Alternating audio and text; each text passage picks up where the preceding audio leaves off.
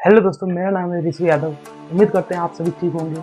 आज हम बात करने वाले हैं वांडा विजन के एपिसोड नंबर 6 की। जैसे जैसे वांडा विजन का एपिसोड बढ़ता जा रहा है, उसमें इंटरेस्ट बढ़ता जा रहा है और सस्पेंस के साथ साथ पूरा डार्क भी होता जा रहा है। तो आज हम बात कर रहे हैं वांडा विजन एपिसोड नंबर 6 और उसको एक्सप्लेन करते हैं और डिटेल में बात करेंगे। तो अगर आप वांडा विजन का एपिसोड नहीं देखे हैं तो पहले देख लीजिए, क्योंकि स्पॉइलर हो सकते हैं। स्पॉइलर हो क्या सकते हैं, इसमें स्पॉइलर होंगे। चलिए बात करते हैं।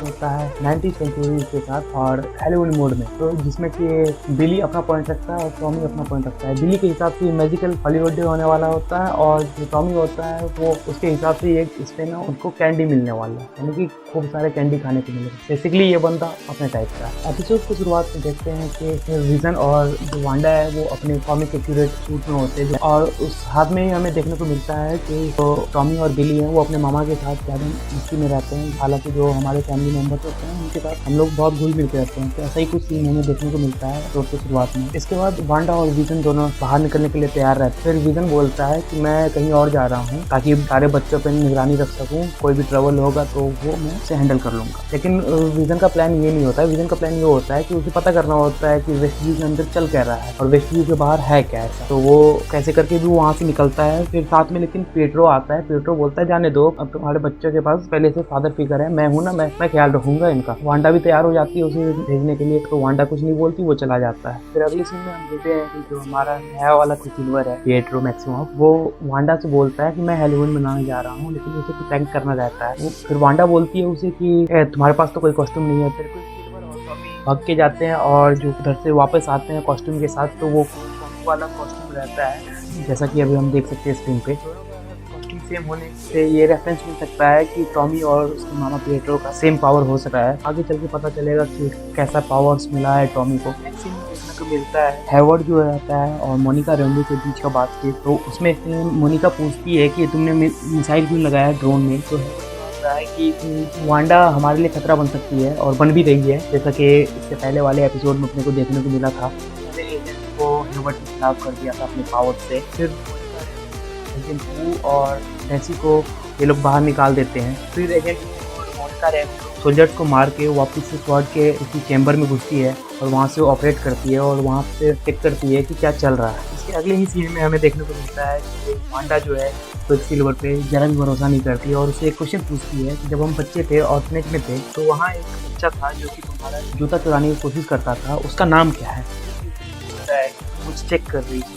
मुझे खुद भी नहीं पता है कि मैं यहाँ कैसे आया, मुझे अपने पास के बारे में नहीं पता। यही सामने हर मुझसे पूछता है कि कोई भी चेंज करने की जरूरत तो नहीं है। तो इस पर वांडा कहती नहीं, सब कुछ ठीक है। तो ऐसा लगता है कि ये वांडा कि सब वांडा को खुश रखेंगे, इसे कोई दिक्कत नहीं होनी चाहिए।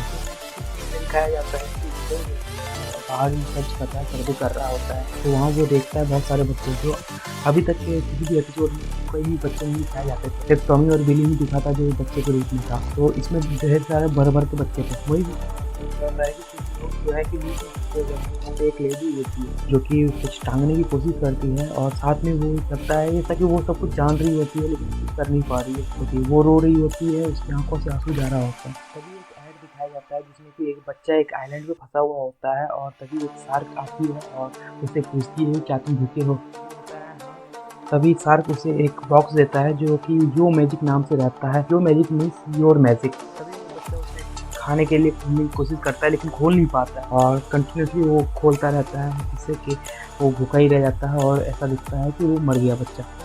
रेफरेंस हो कि वांडा का मैजिकल पावर है उसे कोई यूज़ कर रहा है और मिटा रहा है और वांडा उस टाइम से बाहर नहीं आ पा रही है और लास्ट में जाके वो मर जाएगी। ऐसा कुछ रेफरेंस उसे देखने को मिल सकता है अपने को। फिर अगले सीन में देखने को मिलता है कि वांडा फिर से शक करती है। बेसिकली इस भाई पे अपने को भी शक है, सभी को शक है। ये वांडा को यकीन दिलाता है कि ये ही उसका भाई है, लेकिन वांडा उस पर थोड़ा सा भी यकीन नहीं कर पा रही है। तभी टॉमी का खुद का पावर वहाँ शो होता है कि वो स्पीड में दौड़ सकता है। तो इस पे वांडा बहुत खुश होती है और साथ में पिएट्रो भी बहुत खुश होता है। देखने को मिलता है कि कहीं जा रहा होता है और वहाँ का सीन सच में बहुत डार्क होता है कि वहाँ के जितने भी इंसान होते हैं सभी कोई भी हरकत नहीं कर रहे होते हैं, एक ही जगह पे खड़े होते हैं साथ।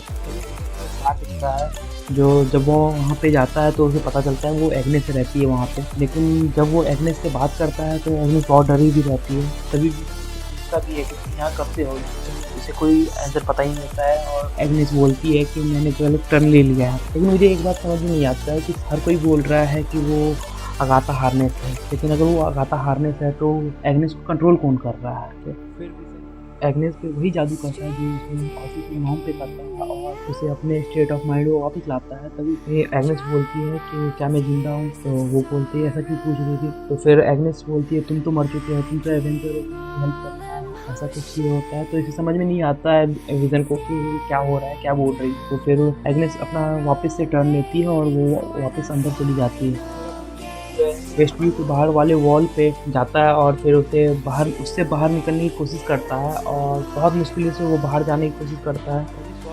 जो रडार लगा रहता है जो कि वाइब्रेनियम की बॉडी को ट्रेस कर रहा होता है, उसे दिखता है कि वो उस वॉल के पास आ चुका है और उससे बाहर निकलने की कोशिश कर रहा होता है। तो सारे सोल्जर एक जगह आके इकट्ठा हो जाते हैं चेक करने उस वॉल से बाहर निकल रहा है। जैसे ही के बाद विजन उस वॉल से बाहर निकल जाता है तो उसके जितने भी बॉडी के पार्ट्स होते हैं वो फट के बाहर आने लगता है। तभी जो हमारा बिली होता है उसे कुछ अनुभव होता है और वो टॉमी को दौड़ने से रोक देता है। तभी उसमें थोड़े से पावर्स दिखते हैं और वो ऐसा महसूस करता है कि उसके पापा खतरे में हैं। तो वो वांडा के पास भाग के जाता है और उसे बताता है कि उसके पापा खतरे में हैं।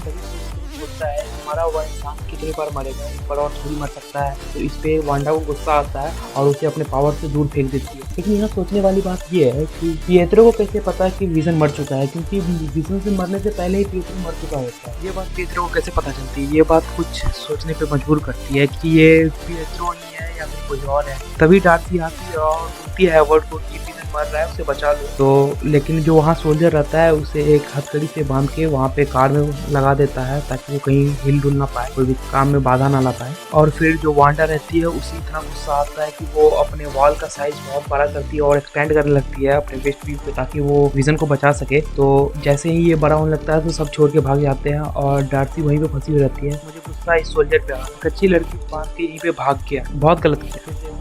वॉल एक्सपेंड होने लगता है तो जो उसके कांटेक्ट में आते हैं वो 90s और जो हैलोवीन थीम चल रहा था तो उसके अकॉर्डिंग वो ट्रांसफॉर्म हो जा रहे थे। पता नहीं डार्सी का क्या हुआ होगा। फिर विजन बच जाता है, मारा हुआ फिर से बच गया। तो दोस्तों ये था वांडा विजन के एपिसोड 6 का ब्रेकडाउन और रिव्यू। तो कैसा लगा है आप हमें कमेंट सेक्शन में बता सकते हैं। अगर कोई डिटेल मिस हुआ है तो वो भी आप कमेंट में बता सकते हैं। वैसे ही अपना प्यार बनाए रखिएगा, एक लाइक बटन दबा दीजिएगा, सब्सक्राइब कर लीजिएगा, शेयर कर दीजिएगा। तब मिलेंगे आपको नेक्स्ट वीडियो। Thank you.